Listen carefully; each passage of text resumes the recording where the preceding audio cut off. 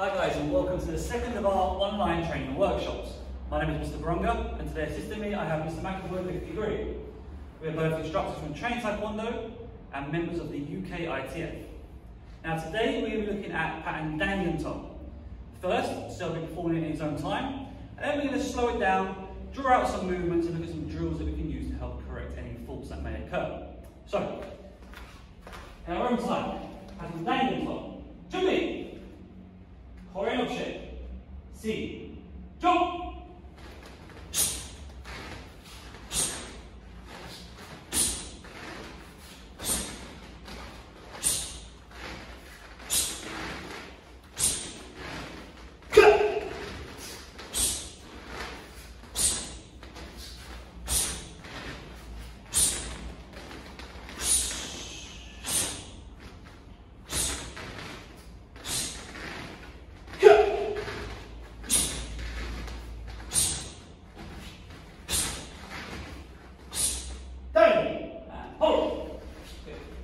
Shoulders. Okay, I think you can all agree it's a very strong and well executed pattern. Now, what we are going to do is walk through the pattern a little bit slower now and pick out some movements which do cause some trouble and certain errors and faults can occur in. So, Jumbi. We're going to start off with the knife hand guarded block, Songkao Degi Maki. Ready? Now, when we often see this movement being performed, sometimes we have a circle on the arm or a drop down of the arm. It's important it must come from higher and travel through the body to shoulder level. Ready? Jumbi. Watch again. So first of all, nice on arms, and now throw both arms together through the movement. And although the front hand is the one doing the blocking, obviously our reaction hand is assisting with power and finishing the movement off. Ready again? Jumbi. Full power and good. Okay, we step forward and punch now. So unlike Chunji, all these punches are high section. There's 9 of them formed throughout the pattern. Ready, and around, nice hand guarding.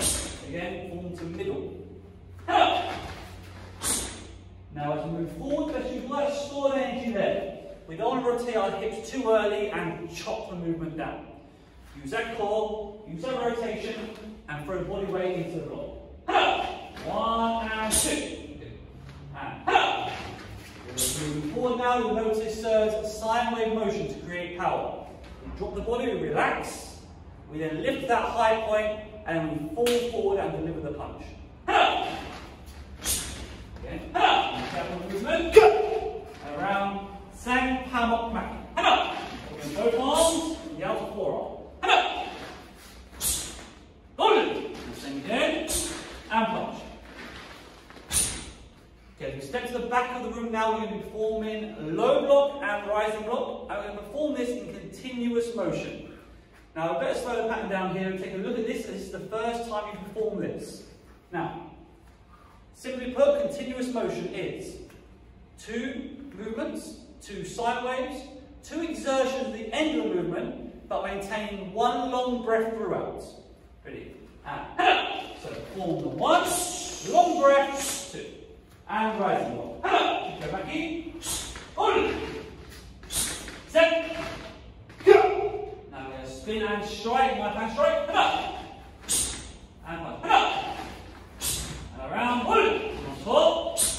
And punch. Down. And pull. Okay, so move forward now. Let's put out a few drills. So first of all, we go back to that knife hand guarding block. So stepping to our left, knife hand guarding. So I hope you'll learn this pattern. I want to join in. Of course, join in now and follow through on my count. From here, we're going to step foot to foot, long arms, drive through that block strong. 1 and 2. Good.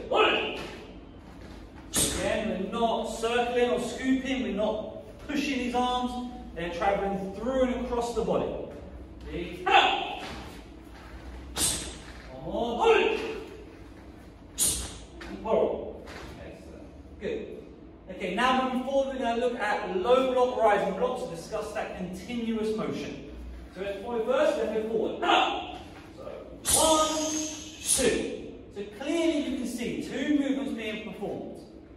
Often when we first learn this, we rush the first movement. We don't finish it, but we concentrate on that second rising. But it's important for continuous motion to work, we must finish both movements.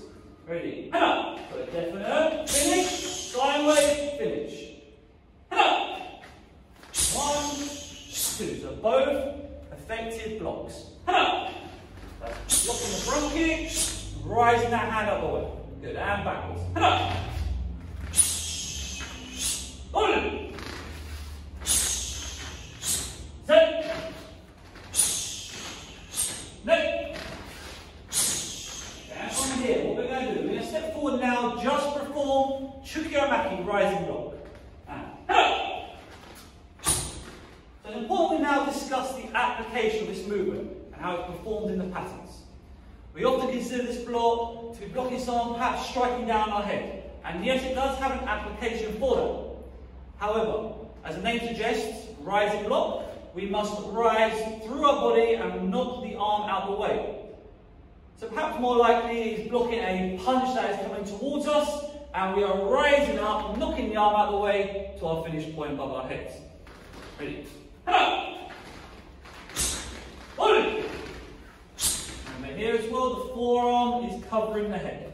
And backwards.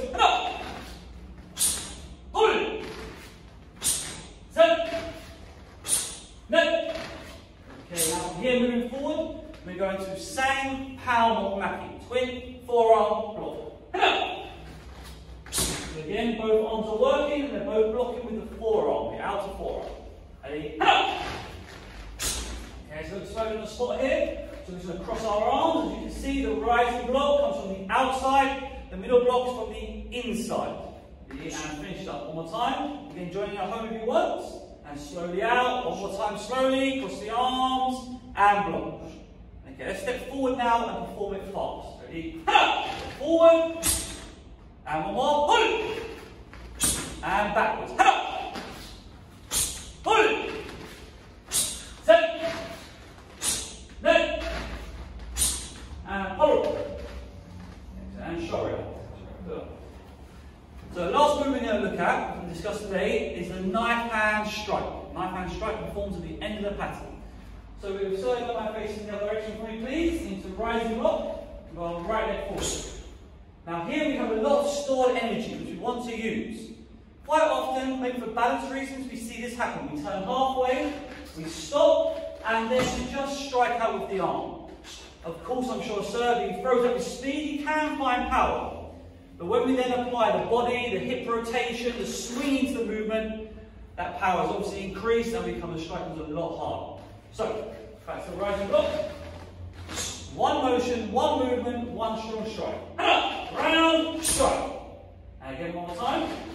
So what you may find is that we do, sometimes as we pick the speed up and the power up, we may begin to wobble or lose our balance. And that is fine. Of course, remember, Sir's been training for many, many years, competed internationally, at World Championships, so he had lots of chance to practice this movement. So, one more time, one spin, one strike, round. And stay there, that's what we're going to try and practice until we can finish in that good stance, that strong Ninja Sogi L stance. 70% of the back leg and 30% of the weight on the front. And one more time, strong spin round. Good.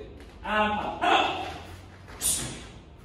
Again, as you move here, the body's facing in one direction. Let's throw that body weight into the second movement. And around and strike from hand on top and facing you, so you still have that rotation at the end.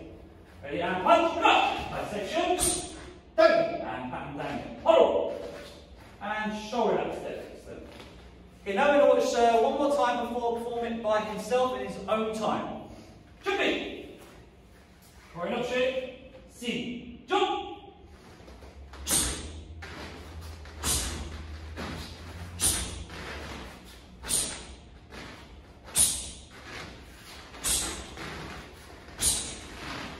Go!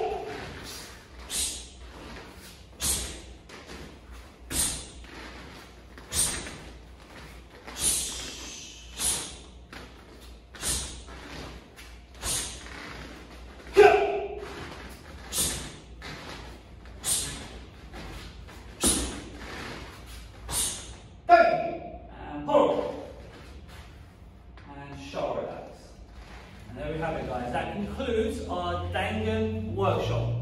On behalf of myself, Mr. McAvoy, we hope you enjoyed the workout and can't wait to have you at our next one where we discuss pattern Do Santo. But thank you. Au revoir.